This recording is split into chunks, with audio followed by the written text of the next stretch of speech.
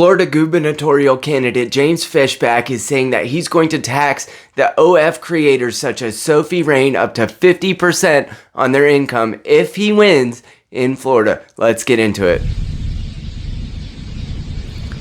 Before we go too far, you should know that I have been a therapist for more than a decade, and I believe the final frontier of whether therapy is a viable use for the American man is whether or not they can take on the spicy materials addiction that's going on online and crushing men's souls. If you would like to get behind a future of faith, fatherhood, and freedom in America, please like, share, and subscribe on the way, and let's get into it. What Fishback is proposing, if he was to be elected governor, is a 50% sin tax, which would help fund schools and would discourage sex work. And this could be a solution. Or many are arguing it could just be another... James Fishback is running for governor in Florida, and he's taking on Byron Donalds, who's sort of the Trumpian pick for who's going to be the next Florida governor after Ron DeSantis. And James Fishback has been wiling out, trying to appeal to the Gen Z individuals who are in full belief that the spicy materials online are crushing people's souls. And one of the ways that he is doing that is he's making headlines by going after OF creators such as Sophie Rain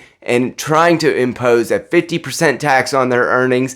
Let's look at a little bit about what Sophie Rain, this OF creator, said in return. So he's proposing a sin tax on bops where we would have to pay 50% to the state on top of the 37 I already paid to the government. And I would be more than happy to pay that if multi-billion-dollar corporations were also being properly taxed. But surprise, they're not. I never usually get into politics, but there are clearly better ways to raise funds from actual corrupt businesses in our country. I think that people also fail to realize that there are so many creators on this platform that do this job because they're struggling. So to tax them like that when they're literally doing it just to support their families is sad.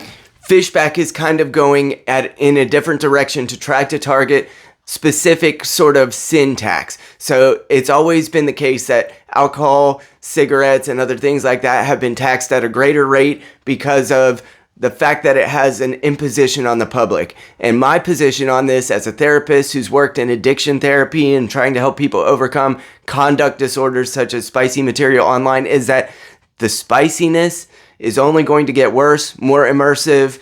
There's going to be the digital girlfriends and other things like that, AI girlfriends that are already very prevalent. And if the therapy industry cannot speak in a meaningful way to this type of addiction, they will lose their credibility because it's already halfway gone, in my opinion, as a psychology student and as someone who's getting his master's and hopefully doctorate in psychology. I see that the final frontier for whether therapy is useful is can they deal with internet and spicy materials addiction? And especially as I work with men, it's of the utmost importance that men would be able to have ways to intervene on this conduct disorder, even though it's not even in the DSM. You know, spicy material addiction isn't listed as a diagnosable disorder. Internet addiction, digital addictions, those are all not in the book yet. And so this type of sin tax could be useful and could be a way that one of the ways that somebody overcomes addiction is called self-binding. It's in Dopamine Nation, Anna Lemke's book. And self-binding is like,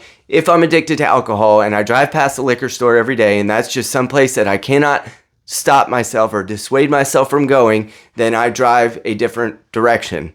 And if there is a tax on these OF creators, perhaps they would think twice about where they live, what they're creating, and maybe the residents of Florida would benefit more greatly. However, I do think that there are other ways to limit the supply, and the implementation of this tax, it doesn't speak to the need or the desire. So you're limiting demand maybe, but not the supply. Or actually, Fishback would be working on the supply side, trying to hit the OF creators themselves. But the demand remains high.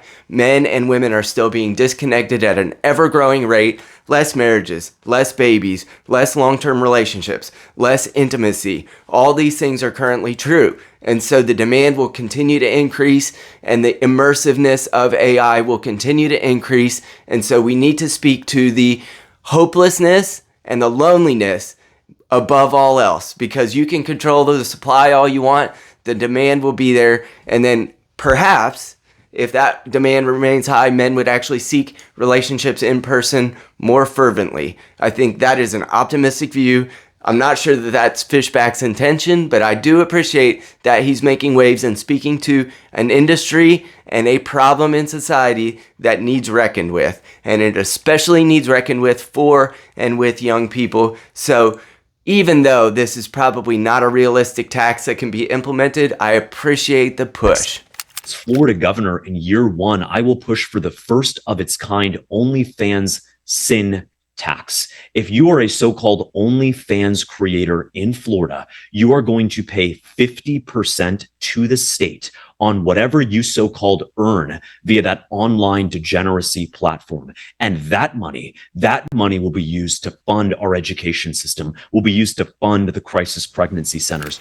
I have a couple of suggestions for actual policy proposals that might make a difference in dealing with this in a more productive way, or a way that's less probably divisive against one portion of the supply-demand chain for spicy materials online. And that is giving better incentives for families that are having children, for families that are getting married, for fathers that are within the homes where they sire children, and making all of those, like in the Philippines, or maybe it was Japan, they began handing out flowers to ladies who have 3 or more children. We need to reassess the incentive structures that are keeping people, separated from each other. No-fault divorce, sort of the beginning of this. Feminism played into it in a great many ways, perhaps the biggest contributor, along with being able to sort of get rid of your children once you have them. And you know what I mean? You can't say everything on YouTube.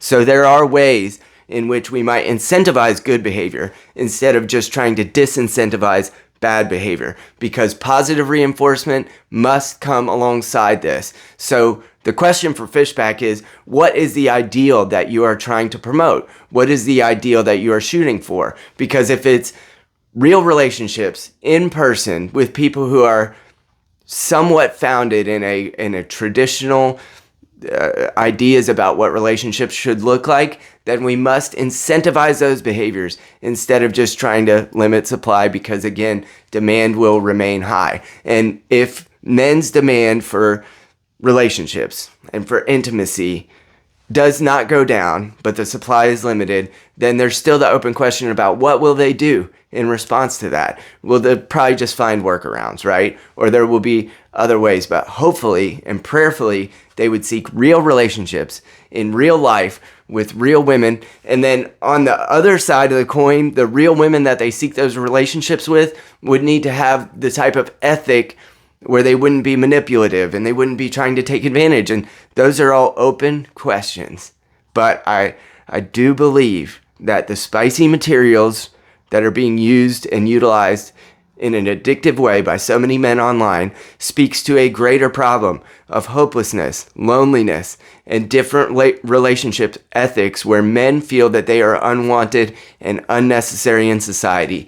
And until we can deal with those issues, Gen Z and the people who are actually going to be more immersed in these technologies will need we need a revolution. We need a revival. We need a return to tradition. If I can just be an old guy speaking on the internet right now, traditions are solutions to problems we forgot we had. And there's a reason that monogamy and marriage bind people together in ways that make it more difficult to just dash a relationship, especially when there's children involved. And that might actually be the proper way, the God-oriented way that we are supposed to operate in and amongst each other between men and women.